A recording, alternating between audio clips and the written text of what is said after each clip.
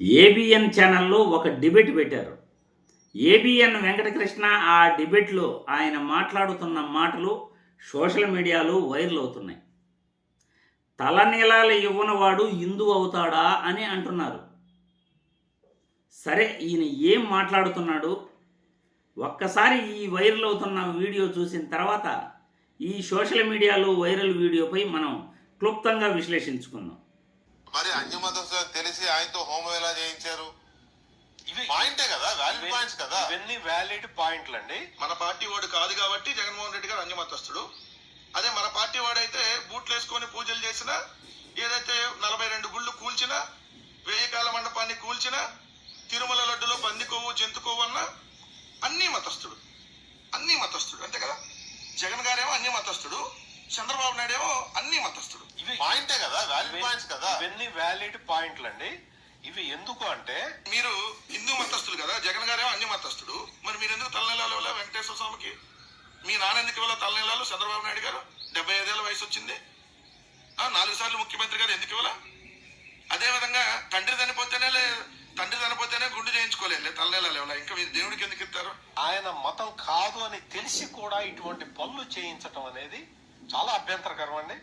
నేనైతే అది చూసిన తర్వాత నాకైతే చాలా బాధేసి. ముఖ్యమంత్రిగా ప్రమాణ స్వీకారం చేసినప్పుడు ఏం చేస్తాం? మతాలకి కులాలకి అతీతంగా పరిపాలన అందిస్తామని చేస్తాం. కానీ కులం ఏంది, గోత్రం ఏంది, గోత్రాలు ఎందుకు ఉన్నాయి? జగన్ గారు ఎట్టా పూజలు చేస్తాడు? అరే బాబు, ఆయన ఎప్పుడు బూట్లు వేసుకోకుండానే పూజలు చేశాడు, బూట్లు వేసుకోకుండానే ప్రసాదాలు తిన్నాడు. మీలాగా బూట్లు వేసుకొని పూజలు చేయలా, మీలాగా గుళ్ళు గోల్చలా.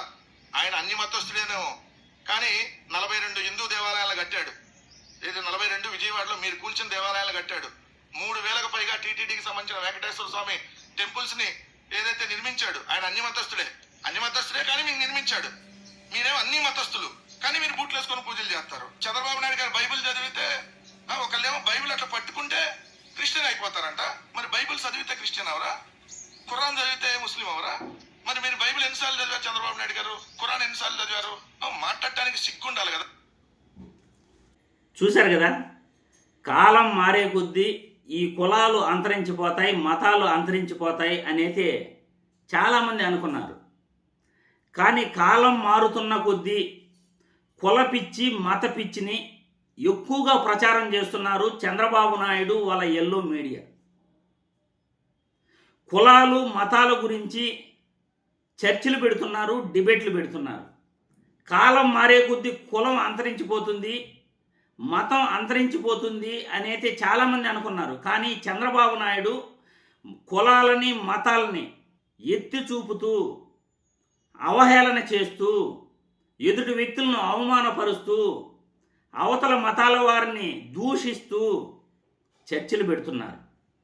మరి ప్రజలు మీరంతా కూడా ఏం సమాధానం చెప్తారు? వీళ్ళందరికీ కూడా ఇలాగే చూస్తూ అజ్ఞానంలో బతుకుతారా అని నేను ఈ వీడియో ద్వారా ప్రజల్ని ప్రశ్నిస్తున్నాను. హిందూ మతం పైన భక్తి ఉన్నవాడు, వెంకటేశ్వర స్వామి పైన భక్తి ఉన్నవాడు చంద్రబాబు నాయుడు ఏ రోజైనా తలనీలాలు ఇచ్చాడా? చంద్రబాబు భార్య నారా భువనేశ్వరి ఏ రోజైనా గుండు కొట్టిందా తిరుమలకు వెళ్ళేసి? పోనీ పవన్ కళ్యాణ్ ఏ రోజైనా వెంకటేశ్వర స్వామికి గుండు కొట్టాడా? పవన్ కళ్యాణ్ భార్య క్రిస్టియన్ కాదా? పోనీ తండ్రి చనిపోతే చంద్రబాబు నాయుడు గుండు కొట్టాడా హిందూ సాంప్రదాయం ప్రకారం? విజయవాడలో 2014 నుండి 19 మధ్యలో ఎన్ని గుళ్ళు కూల్చేశాడు చంద్రబాబు మీకు తెలియదా? వీడియో చూశారు కదా ఇప్పుడే. పోనీ రాష్ట్ర ప్రజలందరికీ తెలుసు కదా, విజయవాడలో ఉన్న ప్రజలందరికీ కూడా చంద్రబాబు నాయుడు హిందూ దేవాలయాలు పడగొట్టాడా లేదా, రోడ్డుకు అడ్డంగా ఉన్నాయని. గత ప్రభుత్వంలో జగన్మోహన్ రెడ్డి హిందూ దేవాలయాల్ని చంద్రబాబు ఏవైతే పడగొట్టాడో ఆ దేవాలయాల్ని కట్టించాడా లేదా? టీటీడీ ఆలయాలను రాష్ట్రంలో జగన్మోహన్ రెడ్డి బాగు చేశాడా లేదా? ధూపదేవ నైవేద్యాల కింద ప్రతి దేవాలయంకి మినిమం ఖర్చులకి ఆయన 5,000 రూపాయలు కేటాయించింది వాస్తవమా కాదా జగన్మోహన్ రెడ్డి ప్రభుత్వంలో?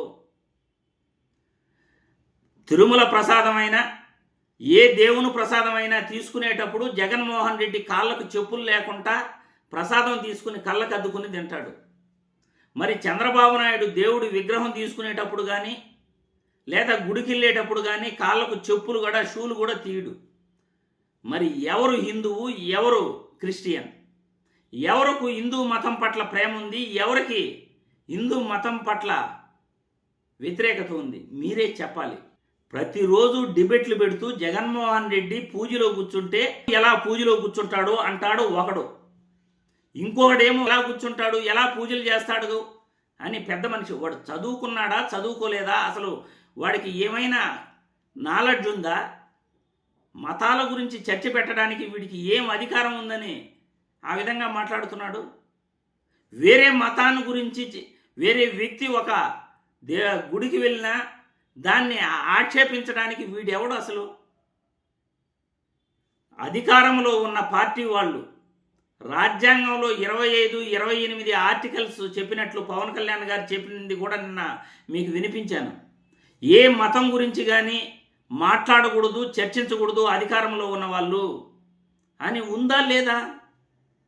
పోనీ అధికార పార్టీ ఎవరైతే ఫామ్ చేస్తుంటారో వాళ్ళు ప్రమాణ స్వీకారం చేసేటప్పుడు మతాలకు కులాలకు అతీతంగా నేను పరిపాలన చేస్తాను, ఏ మతం పట్ల కానీ కులం పట్ల కానీ నేను రాగద్వేషాలు చూపించను, వాటి గురించి మాట్లాడనని వాళ్ళు ప్రమాణ స్వీకారం చేస్తారు కదా.